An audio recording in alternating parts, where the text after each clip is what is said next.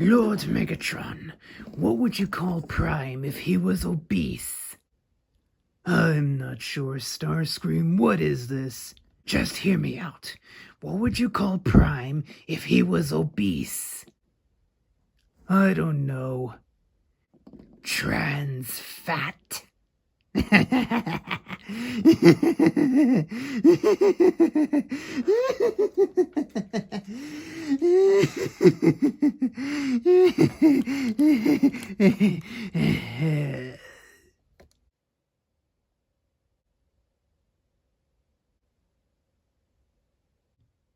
He's right behind me, isn't he? Good afternoon, good evening, or good morning, ladies and gentlemen. Welcome back, and my special guest for today is Nightwatch Optimus Prime, and this is a repaint of the 2007 movie Optimus Prime, which I originally did have, but unfortunately it was defective. The gun had broken off completely, the plastic had snapped right here, and so I exchanged it for this one, and you know, blue really does suit Optimus very well if you ask me. Now this is a real leader class figure. Yeah, he's not very screen accurate, he's all big and chunky with a lot of truck kibble everywhere, but keep in mind, this was Hasbro's very first time making an action figure based off of the live-action Optimus Prime. I mean, how were they supposed to do it? Michael Bay made the character designs very complex. No shade, but it's the truth. And Hasbro had to figure out a way to turn those complex designs into action figures. And being that this was their first time making an action figure based off of the live-action Optimus Prime, I say this figure came out very well. And as you can see, it's a traditional Optimus Prime face sculpt. He's got silver for his face shield. He's got his Optimus Prime ears. Those antennas, I call them ears. And there's no paint for the eyes, because as you can see, it's clear purple plastic because these eyes glow up along with his chest, and I'll show that off later. And throughout the figure, you'll see some highlights of light blue on him because this figure is from a line called Allspark Power. Basically, they were just repaints of the first movie action figures, including some figures of characters that weren't in the movie, but it was a cool line. And we can see more of that clear purple plastic for those truck lights right there on top of the windshield. And the windshield itself is purple. And we've got some nice truck details right there on his abdominal region. Some more light blue in here. And he's got big arms. Really, really big arms. Michaela Baines' one weakness. Men with big arms. And it was getting pretty dark in here, so I had to turn on the light. I sure hope Nightwatch Optimus Prime doesn't hate the light. That'll make him Dracula Prime. And the gun is his only accessory. Just slide this little lever and it will go back. And yeah, it looks a little weird seeing his gun hanging off his arm, but you know what, he's Optimus Prime. He should have his gun on him at all times. And then to use it, just slide that lever again, and the gun will swing forward, and these things pop out. I'm guessing those are supposed to be additional arm cannons. And it has a launching missile too. And it's a pretty powerful missile. And just like his arms, his legs are massive. Again, he's not very screen accurate because the arms are too big, legs are too thick, and he has a backpack which really doesn't bother me. Only problem is the fuel tanks. They're positioned right here when they should be slanted at an angle on his actual back. So that's definitely where this figure is not screen accurate at all. But I don't display my figures facing the wall. I only care about how they look up front. This figure is very well articulated. Full 360-degree spin at the shoulders. Arm can bend all the way up for transformation. There's a ratchet joint in there, obviously. He's got a forearm swivel. All 4 fingers are articulated, including his thumb. His arms can move outward, like so. Whoop, almost fell. And he can kick forward, but can't really kick back unless you undo the back tires. He's got a sufficient knee bend, as well as a knee swivel, but no thigh swivel. He's got an ankle tilt, and he can do a karate kick. You just have to undo those back tires. And he can look left that far, and he can look right that far. No 360-degree spin, but we don't need that. He also has a cool gimmick called automorph technology. Basically, when one part moves, other parts move simultaneously. So we're going to push this down, head disappears, and the windshield closes up. Now push down on this lever, and that activates the lights and sounds. And that's a pretty cool feature. For size comparisons, here he is with Deep Desert Brawl. This is another repaint, also from the Allspark power line, and honestly, this color suits Brawl much better than green.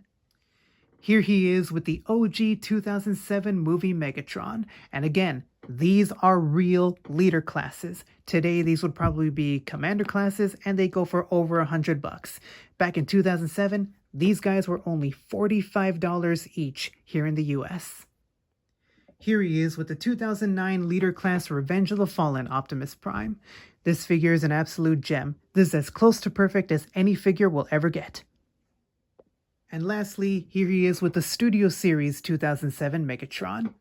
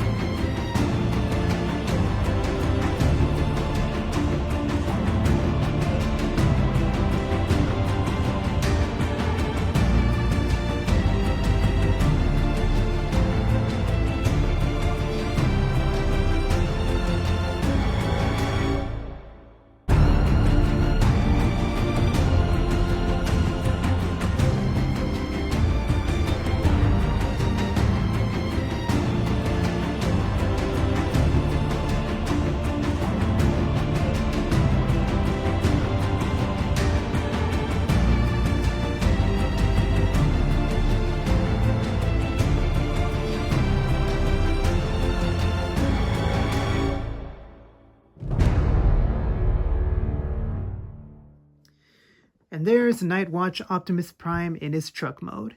He's not difficult to transform, but because this figure's so old, some parts are too stiff while other parts are too loose. So there's a lot of junk that just flops around and gets in the way during the transformation process, but it's doable. Trust me, it's easier than it looks. And I love this truck mode. It's not 100% accurate to the Peterbilt that he transformed to in the movie, but that doesn't change how cool this looks. Right up front here, we've got some nice silver flames with some black paint that fades into the blue. Nice silver that goes along the side of the engine.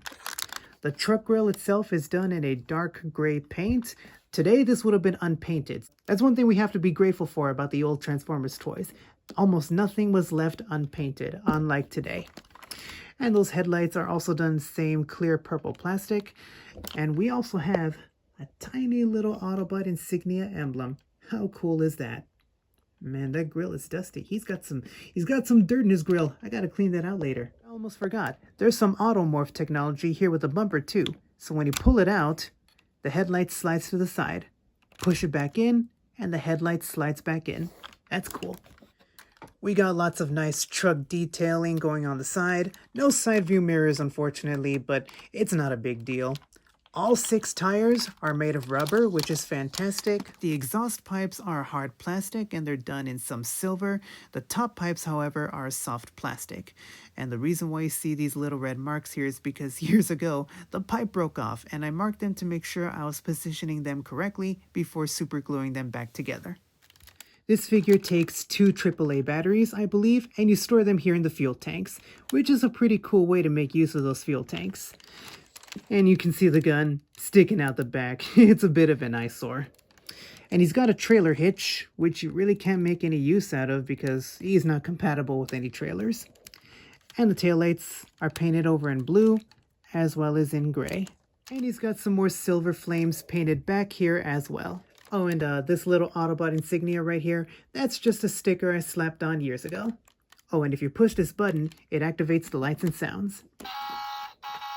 Super cool. What are you doing? No, this isn't hiding. This isn't hiding. This is my backyard, not a truck stop. Oh, God. Oh! And here we have the original Autobot cast from the 2007 Transformers movie. Bumblebee, Jazz, Ironhide, and Ratchet, all with their leader, Optimus Prime. And that concludes my review for Nightwatch Optimus Prime. If you intend to hunt down this figure, I wish you all the best of luck. He is a must-have for all true Transformers fans. He's not perfect, but there is no such thing as the perfect action figure. If you love him, pick him up, and you should. I hope you all enjoyed this review, and I'll see you all next time. Like, comment, and subscribe till all are one.